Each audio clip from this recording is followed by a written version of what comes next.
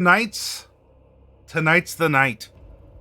We're going to take our conversation from the simple act of reskinning your monsters, and we ended up using goblins as just a de facto. Like, we made everything in the monster manual is a goblin.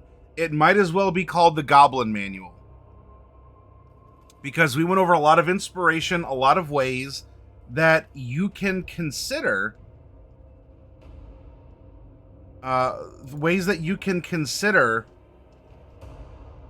other monsters to be ran as goblins. And it builds your world and it builds your story. Now, let's say you don't want to do that, or you just want to have some fun playing around with the numbers. Now we're going to get into the crunch of challenge rating. And how do you calculate challenge rating in D&D 5e?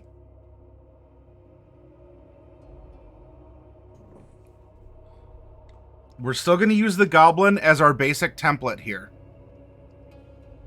Right? We know it. We've seen him. We've probably fought against him or even played as a goblin.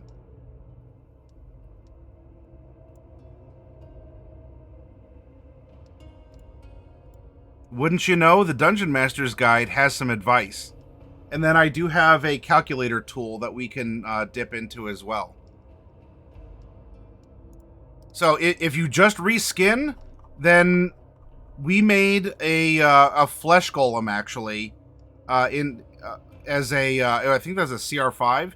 We can reskin the clay golem and pretty much keep everything the same, and we're just calling it a clay goblin or something instead. It doesn't even have to be clay.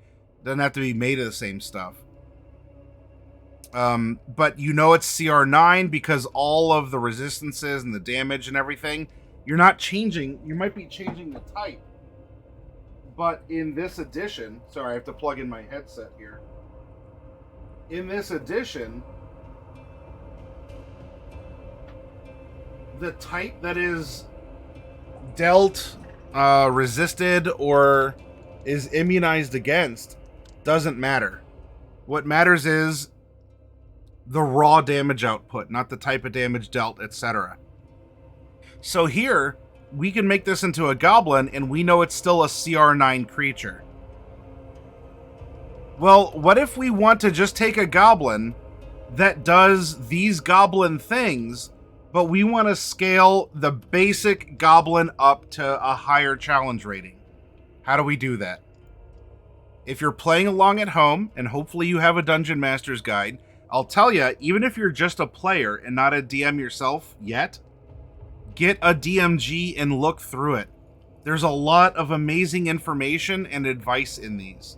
So, of course, go to your friendly local game store, well, I hope, first. Alright, Rip. Be well, my friend.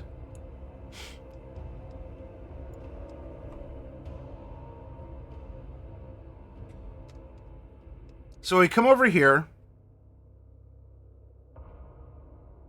And by this talks about you can switch weapons. For the most part, that doesn't have too big of an effect. You can add a special trait as well. You can create a goblin spider hybrid by giving the normal goblin the spider climb special trait. Turn an ordinary troll into a two-headed troll by giving it the two-head special trait, or turn an owlbear into a flying owlbear by giving it wings and a giant owl's speed. And sometimes that's all you have to do. And you might go, but a goblin spider? That sounds like it has to be vastly... No. It just... Don't... How do I put this? When you paint a mini, anything under the coat of paint is effectively irrelevant. No one knows or cares if it was part of the natural sculpt, if you used green stuff or gray stuff or milliput to modify it, or anything else, because all people see on that miniature is the paint, the exterior. When you're making this, there's nothing that is going to throw your goblin wildly askew by describing it having 8 legs instead of 2. And that's not even considering it has the spider climb trait. Now, there is a trait, and it will do a thing. And we will get to what the thing does. Right? Because here towards the end, there's a consideration for some monstrous traits. And that could be a something that is a balance, not a balance breaker. You know, like 51 to 49, it might bump something up into a slightly higher CR, okay? Now, in this case, spider climb does not. Because movement is movement. It doesn't necessarily matter. Or rather, movement along a surface. Flying is its own thing. Flying does add its own consideration. Anyway. So, if you just want to create a quick monster, or you want to upgrade a quick monster, we're going to come back up here. And you can see that challenge rating is comprised of defensive challenge rating and offensive challenge rating. And each part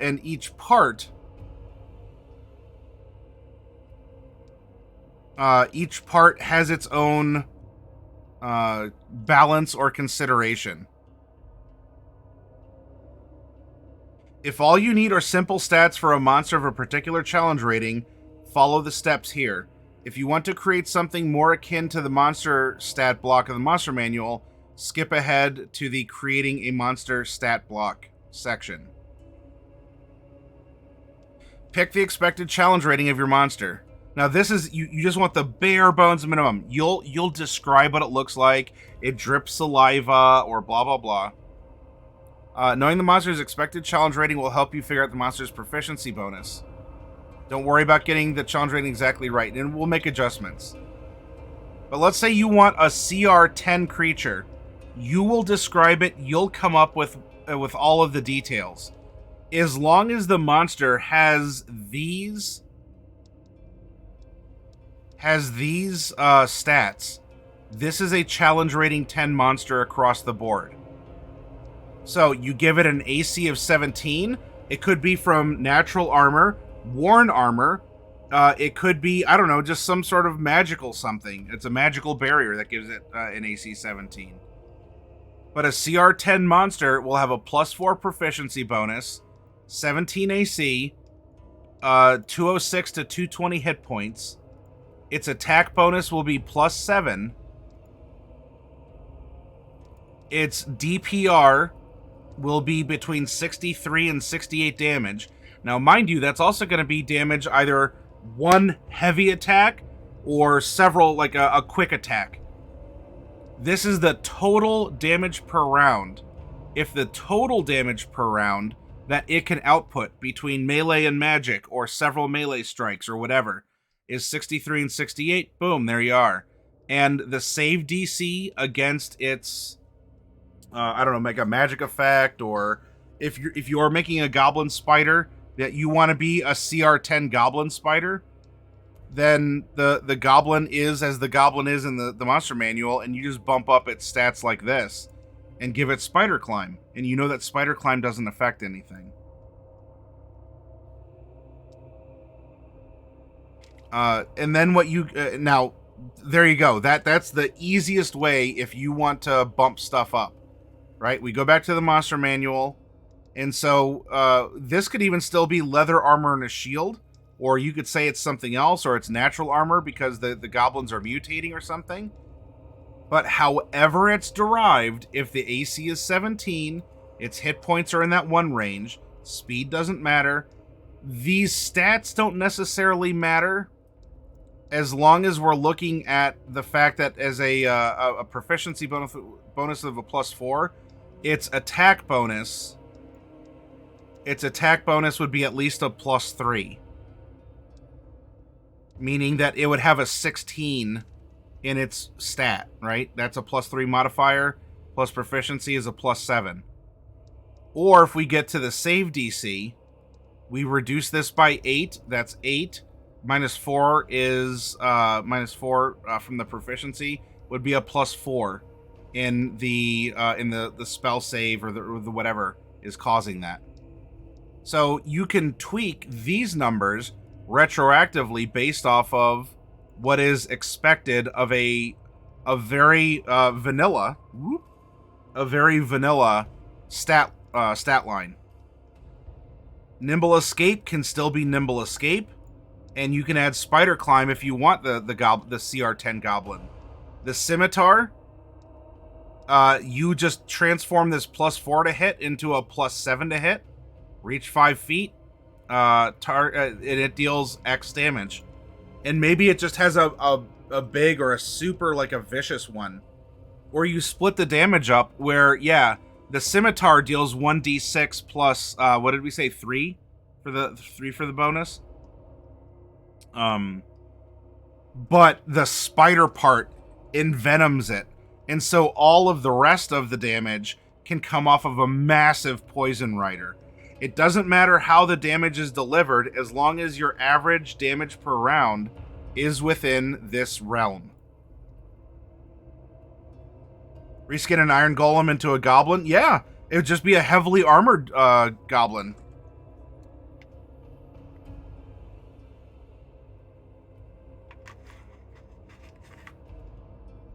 Also, Freestyle, I see you gave the Griffin the dragon wings in chat there. Now, if you want to vary it up a little bit, and let's say you want to go for a glass cannon approach. You want to go for a glass cannon, not an all-arounder, not all the stats are average. You can do this because the final challenge rating is built upon the average of the defensive challenge rating and the offensive challenge rating. So it's actually a series of averages. Read down the hit points column of the monster statistics by challenge rating until you find your monster's hit points. Then look across and note the challenge rating suggested for a monster with those hit points. Now look at the armor class suggested for a monster of that challenge rating. If your monster's AC is at least 2 points higher or lower than that number, adjust the challenge rating suggested by its hit points up or down by 1 for every 2 points difference. Okay. Offensive challenge rating. Read down the damage per round column of the monster statistics by challenge rating table until you find your monster's damage output per round. Then look across and note the challenge rating suggested for a monster that deals that much damage. Now look at the attack bonus suggested for a monster of that challenge rating. If your monster's attack bonus is at least 2 points higher or lower than that number, adjust the challenge rating suggested by its damage output up or down by 1 for every 2 points difference. If the monster relies more on effects with saving throws than on attacks, use the monster's save DC instead of the attack bonus. So maybe something more like a caster or a monster that does a lot of like stat damage or condition and effects. If your monster uses different attack bonuses or save DCs, use the ones that will come up the most often. And then you get your average challenge rating. So what does that mean? We still want a CR10 Goblin Spider, right? A CR10. That means that our offensive has to have an average of something. Our defense has an average, and then we add the two together, divide by 2, and there we go. We want to make a glass cannon. So our defensive capabilities. That means that we are going to give our CR10 Goblin Spider a 15 armor class and between 131 and 145 hit points. Right? This is CR5. Now, the cannon part comes in the fact that its attack bonus is a +8, and it's going to be dealing 93 to 98 damage per round. Now, obviously, if you make this like way, you know, like super extreme, you might actually just one-shot your characters. So be careful. You know, there is some sense or consideration. But what we do in this basic example, we have our two defensive stats of a CR5 AC and a CR5 hit points. 5 plus 5 is 10, divided by 2 is 5. That is our defensive average, is 5. We come down here, and our attack bonus is plus 8, and our DPR is, I don't know, we'll just say 96. 15 plus 15 is 30, divided by 2 is 15. 5 plus 15 is 20. 20 divided by 2 for the average is 10. Therefore, our glass cannon goblin spider is still CR10 because we gave it the defenses of a CR5, but the offenses of a CR15. Does that make sense? Are you following along? This is where it now that you have a ton of options, it can seem a little convoluted or a little bit tough to consider.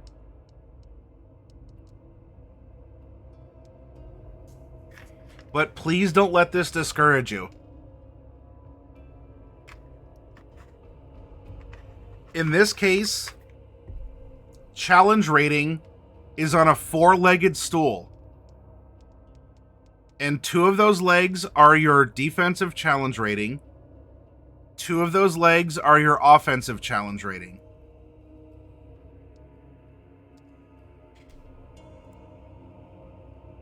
And you can have a ton of fun and just go through this chart in the Dungeon Master's Guide on page 274. And you can pick through stats. And you can have some fun with this.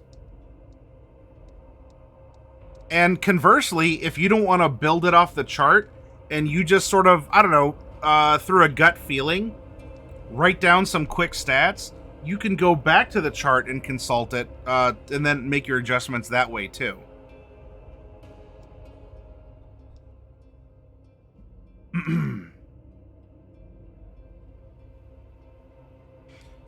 So here it's talking about the average. For example, if a creature's defensive challenge rating is 2 and its offensive rating is 3, the final rating is 3 because you round up.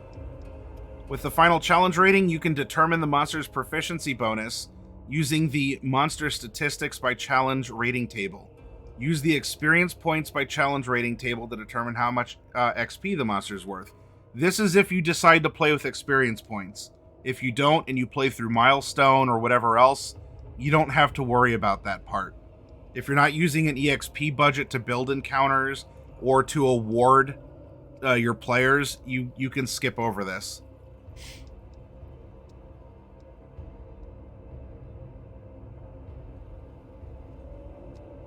Creating a monster isn't just a number crunching exercise. The guidelines in this chapter can help you create monsters, but the only way to know whether a monster is fun is to play test it. After seeing your monster in action, you might want to adjust the following, or you might want to adjust the challenge rating up or down based on your experiences. And that's how we get to, you go, wait, no way, I'm going to make the Ultra Glass Cannon. I'm going to make it have an armor class of 13 and 6 hit points, for CR0, but I'm going to make it deal 140 DPR, and then you drop 140 DPR, AoE with a 19 DC save on your level 10 party, because 0 plus 20 is 20 divided by 2 is 10, and technically that's your challenge rating. You might find that's not a lot of fun to play against or even to run, because there might be a chance that they actually weather that storm, but then your big boss monster that can deal 140 DPR will die in one hit. Maybe that's the point. Maybe that's actually part of the surprise and fun. But this is D&D saying these are guidelines. The math on this is not airtight. This is not a hard system. Like a super, like all of the math works all the time. And it's the gears are just locked in and perfect. You still should play it and consider it after you're done playing around with things.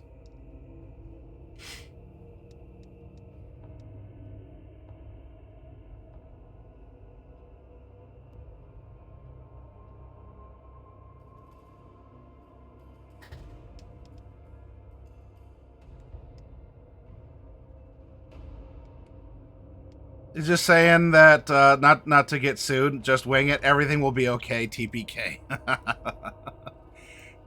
and so yeah, I mean, you might have some fun in that regard. Like, we just made a CR10 goblin that's dealing, obscene amounts of damage.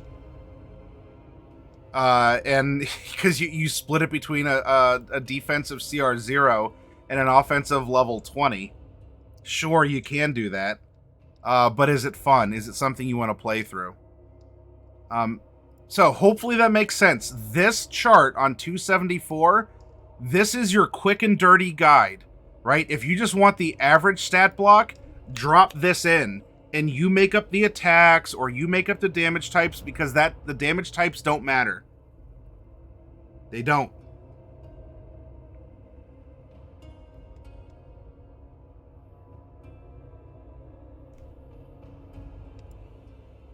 You can explain why it has how many hit points it does for whatever reason, or why it has an AC of 17.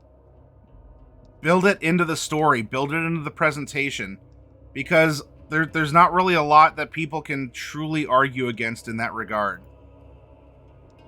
Or you can mix and match, and as long as you're taking the average, right? Even if we come over here, let's go to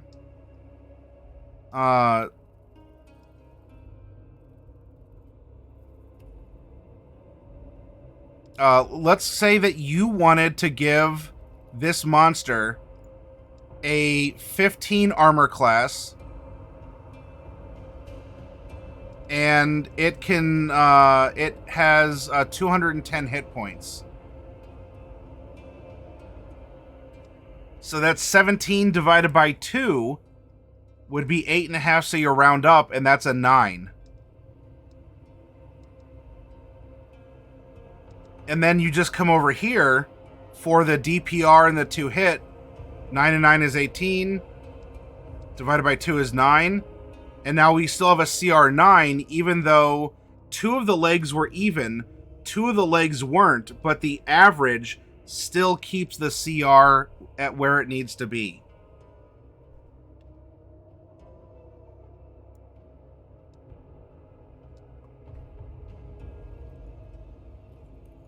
So 274, 275. This is the quick reference.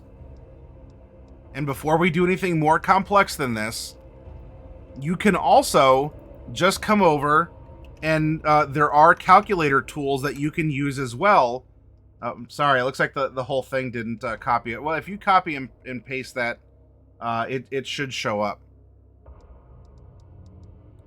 And you can see that even the calculator that'll do this math for you, what's it looking for? Well, here you are. So let's come back over. We're going to go back to the goblin. I'm going to pull the goblin a bit off to the side to make it easy to go back and forth. And let's just make the regular goblin in the calculator. Goblins are small. They have 2 hit dice. Constitution is 10. No vulnerabilities, no resistances. Flies and can deal damage at range. CR 0 to 9 only.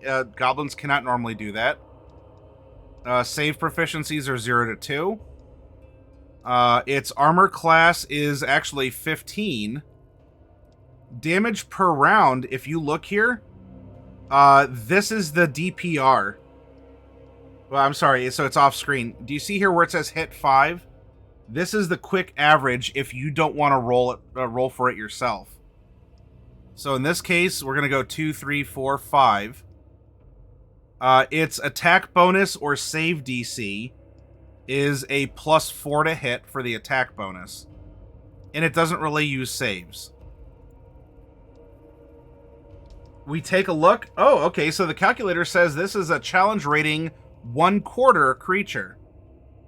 And now we come over here. Boop, boop, boop, boop, boop, boop, boop. Wouldn't you know, there's your goblin that is a challenge rating 1/4.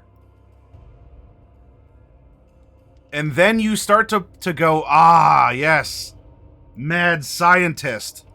What can I do? So we have the goblin loaded in, right? We have our goblin. Now we're going to make it a spider goblin. Oh, that's right.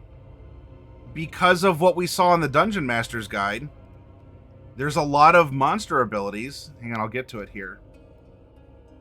There's a lot of monster abilities that have no effect on challenge rating.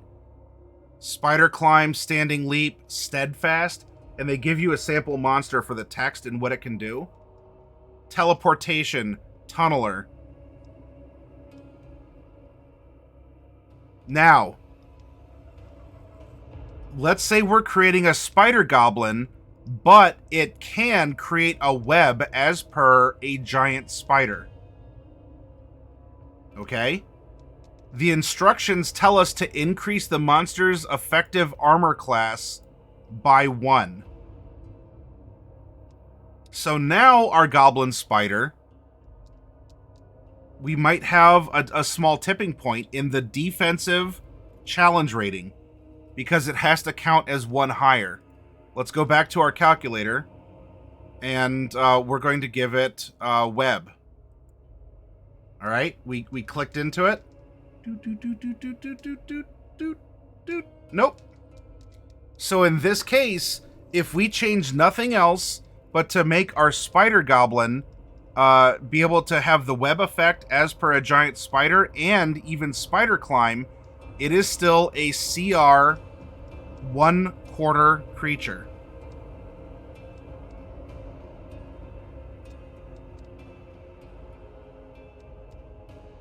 And now, mind you, it didn't actually increase the armor class. It just counts it as 1 higher. So we would have to, go back over here, scroll up. Okay, so as an AC of 16, what does that mean? The calculator's doing that for us. Oh, but wait. What else are we going to do to our goblin? Let's make it aggressive, as per an orc. Okay? As a bonus action, the creature can move up to its speed towards a hostile creature it can see. And by the way, what's great about the calculator is, I mean, here's the basic, system resource document, SRD, right? Let's have an aggressive web-making spider goblin. Now, what does this do? We're still at 1/4. Now we go, okay, so these are a little like, they're not exactly ribbons. A ribbon would be something that really wouldn't change the CR, but would be a cool, neat effect. We're going to get into pumping up this goblin spider. And, electronic thought. How many hit points do you think a goblin spider should have? Tell me a number. Sure. This is probably a boss goblin, right?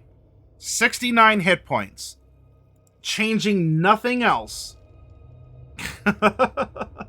Changing nothing else. We have the same CR 1/4 goblin. Spider goblin, I'm sorry. But now,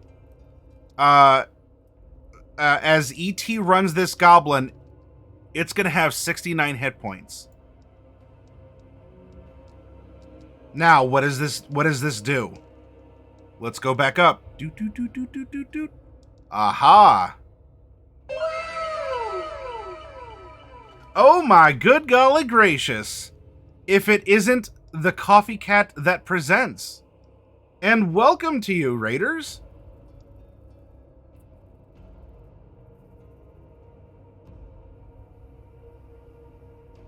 Oh, hello. Hi, coffee. Yeah, raid. Thank you, Raiders.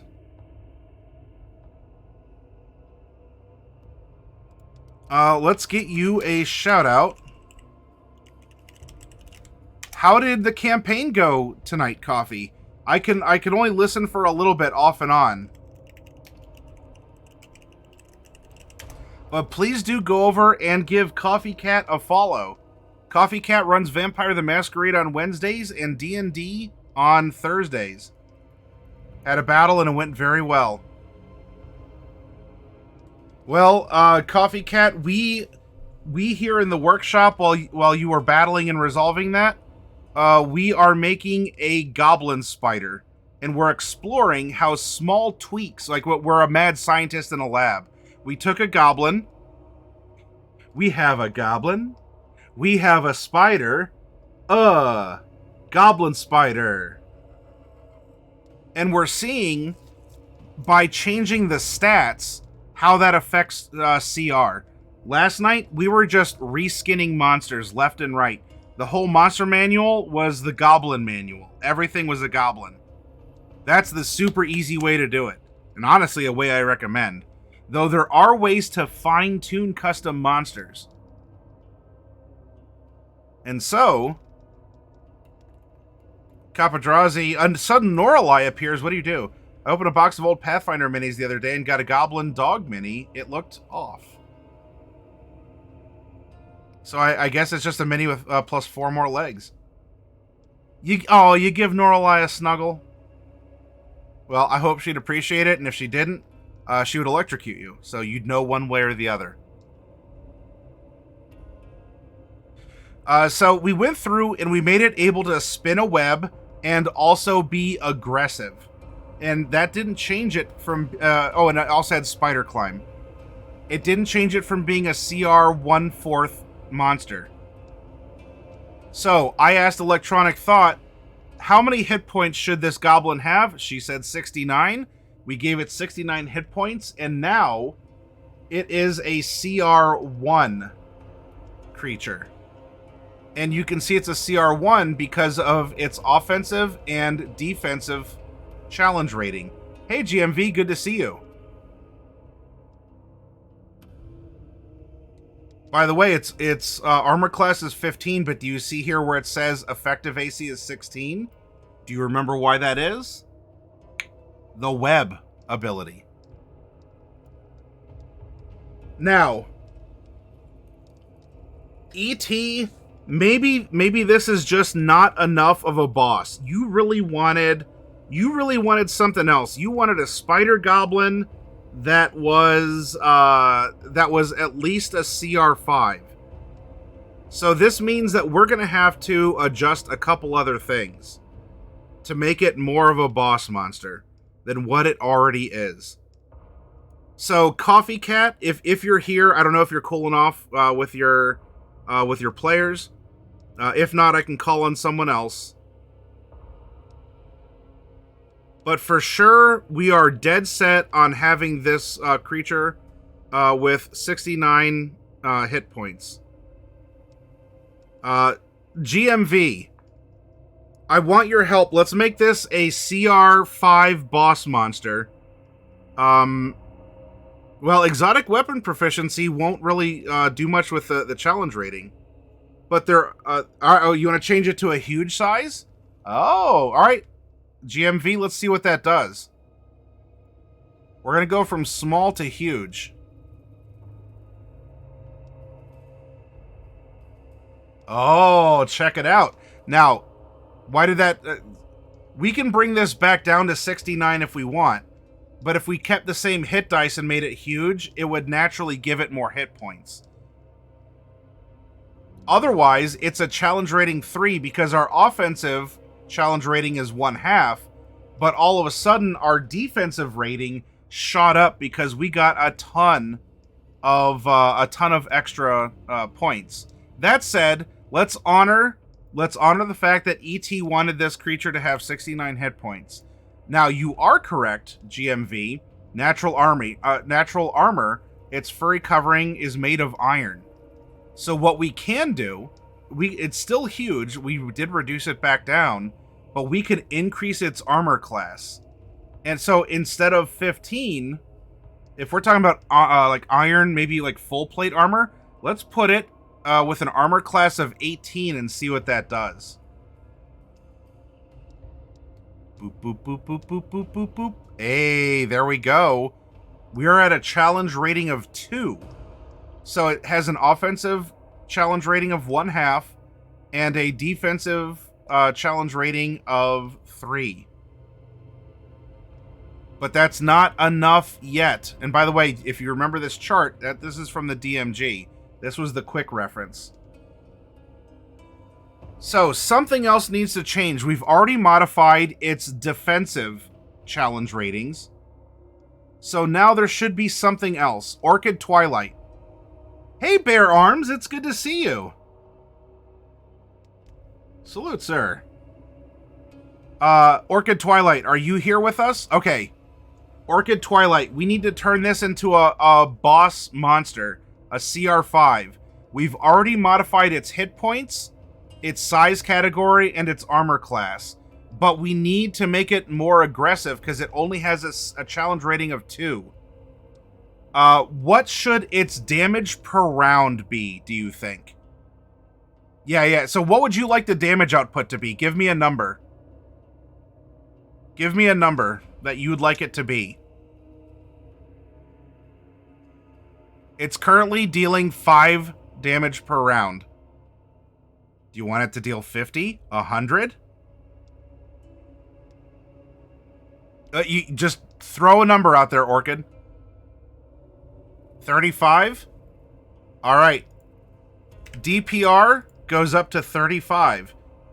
And let's find out what happens. Now, Capo, keep in mind that the type of damage dealt has no relevance on the challenge rating. So you can mix and match damage types, and that won't matter for the challenge rating. And hello, if it isn't Macabre Derek, shout out Macabre Derek, as well as shout out Macabre Derek. Welcome, Raiders. Yeah, welcome. Oh, Derek, you're doing some Dead by Daylight. Oh, was that to come down off of your haunted Pokemon art stream? Oh, for flavor? Yeah, for flavor, absolutely. So, Orchid Twilight. You want to bring it up to 35 DPR? Hey, check it out. We're not quite there yet. The number of attacks don't matter, Orchid. The only thing that counts for challenge rating is what the damage per round average is.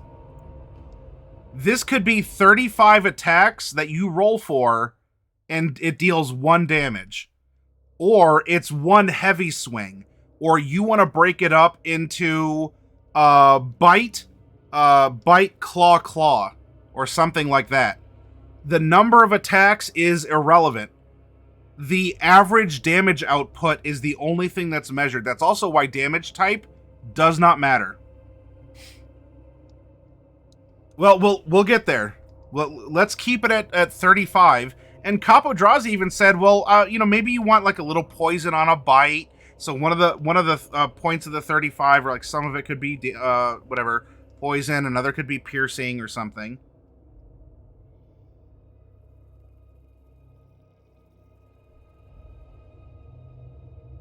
But if those 35 attacks have a chance to inflict paralysis... Now you're thinking like some Pokemon moves.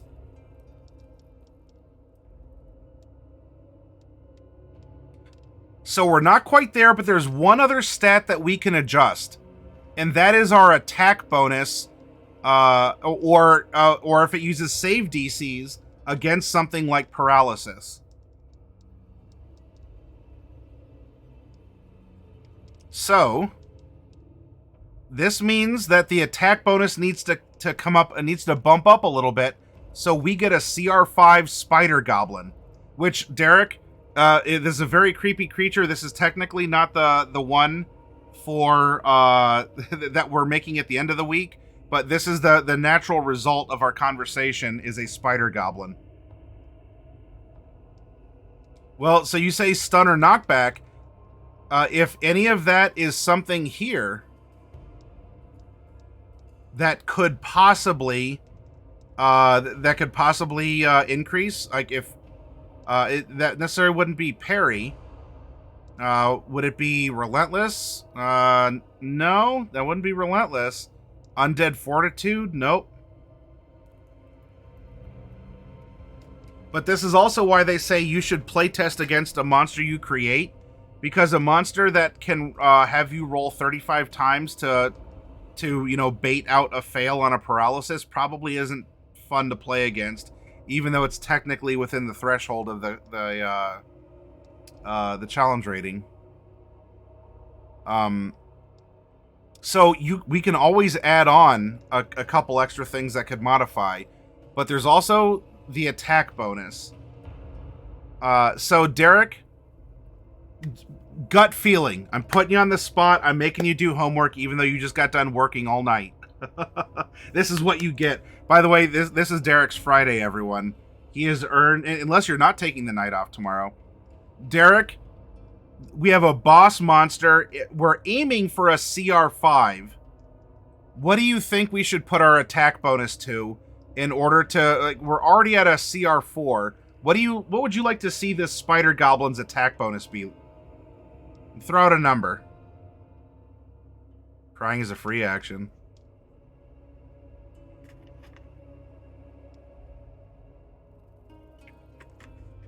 Yeah, gut feeling, throw out a number. Currently, it is a +4. You think a 6? All right, let's modify it. 5, 6. And survey says... No, we are still at a CR4. Now, that would give us a budget then, because Derek either goes, yes, good, I can actually increase that, or if there's something else that can be put in there, we might be able to tip the balance just a little bit more. An AoE check of some sort? Well, if it primarily was dealing AoEs and this was a save, then we can click on this, and so it would lurk and probably throw down spells or webs or some AoE attacks. Like, we're talking about 35 attacks that deal 1 damage. It was almost like the 1,000 Needles ability on a Cactuar. So we could still increase this if we wanted to make it roll for saves. But there's something else. We can either increase this, or we might find something else to make it... something else to just get it over there. We talked about a magic resistance. The creature has advantage on saving throws against spells and other magic effects. Well, if we can sling the damage, maybe we need to be resistant against it. What happens if we give it magic resistance? Let's come up here. Boom! We did it. We just custom made a Spider Goblin that meets our CR5. It has Spider Climb. It can web as per the giant spider monster. And it has 69 hit points. Its effective AC is 21. That's because the effective AC is... its effective AC is because of the web ability, and that's where these modifiers come in, as well as magic resistance makes it have a higher effective. If I'm recalling correctly. Now, its AC is only 18. It has 69 hit points. It's huge, deals 35 DPR, and to save against its AoE attacks, you need a 16 or higher. Now, you fill in the details about, do you want it to be an acid AoE, a poison AoE? Do you want it to do a bite, claw, claw? As long as these numbers are the output, you can flavor it however you want. However you want. But now we know that the math works such that we have a CR5. In all honesty, this would actually be a low CR5. Because its defensive challenge rating is only a 4, right? 5 plus 4 is 9 divided by 2, 4.5, and you're supposed to round up. So technically, you could buff one of the defensive CRs a bit, or if you want to go for like a high CR5, you could get it just, like just to the point where it doesn't roll over into the next roundup. So you have some wiggle room there. But there you go. So for all of you out there, there is the formula. If you want a CR5, spider goblin, we just made one. And you can use your imagination and you can have it covered in natural armor, in actual armor. It's dealing AoE of whatever damage you want it to deal. You can give this thing dark vision if you want, and it won't affect anything. Remember, there's a whole list of things, right? It could teleport, and that doesn't affect the CR. It can have turn immunity, and we're not considering it undead, but you can give it turn immunity, and it wouldn't affect the CR. It can have 2 heads, as per an Etten, and it wouldn't affect the CR. So maybe there's like a goblin head, and then like a spider head next to it, and it just goes, killing me, or I don't know, something like that.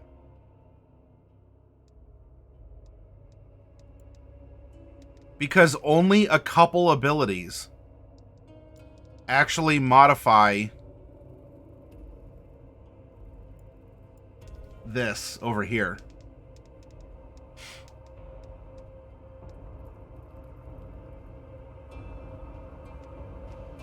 And I do sincerely hope that this doesn't come across as overly complex.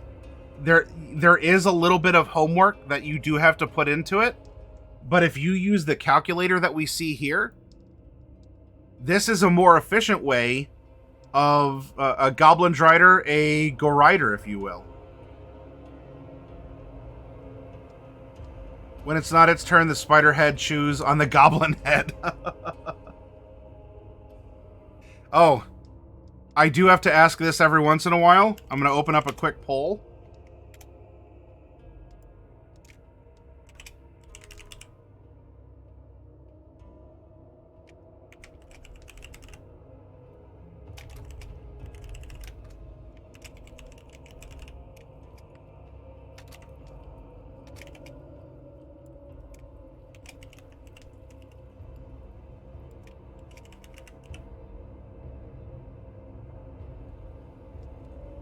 All right, you have 2 minutes to vote in the poll that is in chat.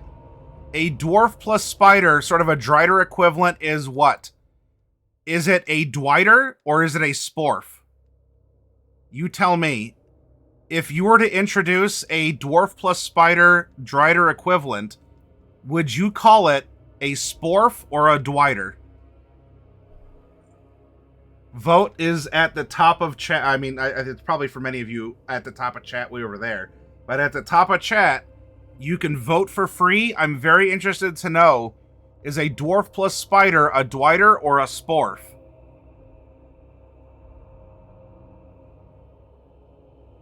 A Sporf is a spoon and a dwarf.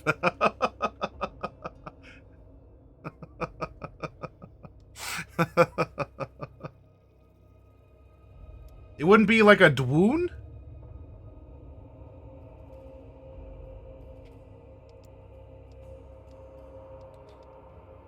But yes, as long as your CR has any of these features accounted for, you can build just a vanilla stat block all the way across with the statistics by challenge rating, or you can mix and match as long as the offensive The offensive and the defensive CRs average out to be the total CR that you're looking for. All right, the poll is almost finished. It's super close. Currently, 5 people think it's a Dwighter and 4 people think it's a Sporf. Only you can tip the balance if you feel that it should. It's really close in chat. A dwarf plus spider, a Drider equivalent monster, would be called what in your world? Would you call it a Dwighter or a Sporf?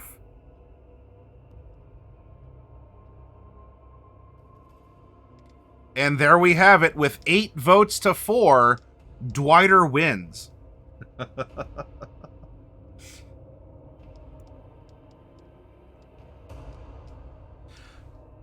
Now, the last bit I will go over, and in all honesty, after this, like we've done our homework. I have presented what I wanted to make sure that I could present to you all. If we're creating a monster stat block, not just the quick and dirty of, that's experience points. Not just the quick and dirty here, although in many instances, a lot of fights, like, it's up to you to deliver the details, but most fights hinge on just these, which is why, as imperfect a system as it is, challenge rating is only calculated by these numbers. That's why things like dark vision don't really matter for the sake of calculating a challenge. Well, let's say you want to go and make a complete monster stat block. Alrighty, T, be well. Thank you for hanging out and contributing. Would the babies be mini sporves? You got to go into the cold outside? Well, layer up and no pizza deal for delivery. Oh, no. Well, hey, but at least you're going to get some hot pizza. That's cool. Although that sounds oxymoronic. Hot pizza is cool. If you want a full monster stat block, use the following method to create. Yep. Oh, yep. Oh, that's right. It is. It is D&D night because it's Friday for you. I mean, technically, it's already been a Friday for an hour for me, but yeah. All right. Well, then, yeah, you go prep for your D&D time. The introduction to the monster manual explains all the components of a monster's stat block. Familiarize yourself with that material before you begin. In the course of creating your monster, if you find yourself unable to make a decision, let the examples in the monster manual guide you. Once you have a monster concept in mind, this is just a concept, a big floaty bubble above your head, and you go, I need a boss monster that does X, Y, and Z. That's your concept. That's your pitch. Yeah, Dragon, well, Midwest, but we're towards the edge of the Eastern time zone in Ohio.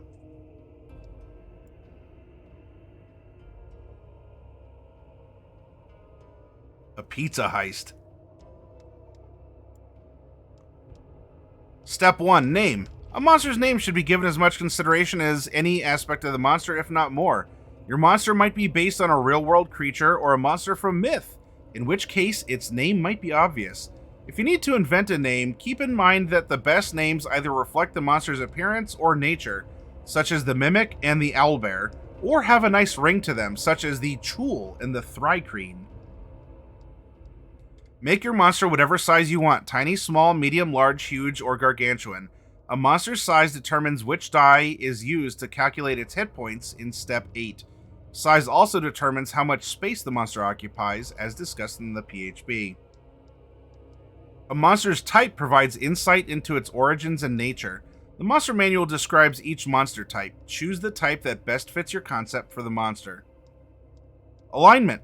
If your monster has no concept of morals, it is unaligned. Otherwise, it has an alignment appropriate to its nature and moral outlook. Ability scores and modifiers. Monsters, like player characters, have the 6 ability scores. A monster can't have a score lower than 1 or higher than 30 in any ability. A monster's score in any ability determines its ability modifier, as shown in the ability scores.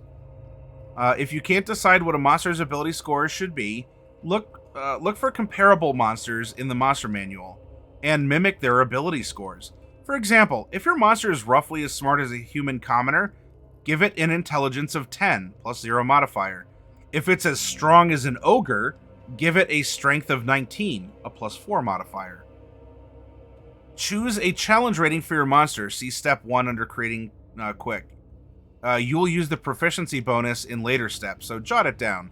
This is setting your expectation, still just going nuts on all of the things that you want to give it, and then checking it back against what you wanted it to be. Armor class. A monster's AC has a direct bearing on its challenge rating and vice versa. You can always determine your monster's armor class in one of two ways. You can use the table. Feel free to adjust it. Alternatively, you can determine an appropriate AC based on the type of armor the monster wears, its natural armor, or some other armor class booster, such as mage armor. And you have a lot of permission to use your imagination and go from there. Hit points, this is everything that we've gone through already with the calculator. Go through, consider, does it have damage, vulnerabilities, resistance, and immunities? This is holding your hand, guiding you step by step through the monster stat block that you see. Now, a goblin doesn't have a lot of that extra stuff, such as damage immunities and the like. But we come down here. Oh, look at this clay. Look at this clay goblin. Or the flesh goblin that we made last time, right? If you look, we are coming down and we're going through all of the contents of a monster stat block. If you're wondering where we're at, you can crack open your Dungeon Master's Guide to page 277. All of this is outlining in better detail and one that you can constantly go back and reference what we went through in the abbreviated attempt at building a spider goblin through the CR calculator tool. And it may look like a lot here. Don't let this be overcomplicated. Just take it one step at a time, and the system will play out and the system will work for you. If you say, you know what? I trust the math. I am a true believer. You come over to a calculator of some kind, and boom, there you go. You can do it that way, as long as you remember you still have to flesh out the monster. You still have to present it, make it a part of your world, and give it a place to live, give it an environment, give it a purpose, and let it go from there.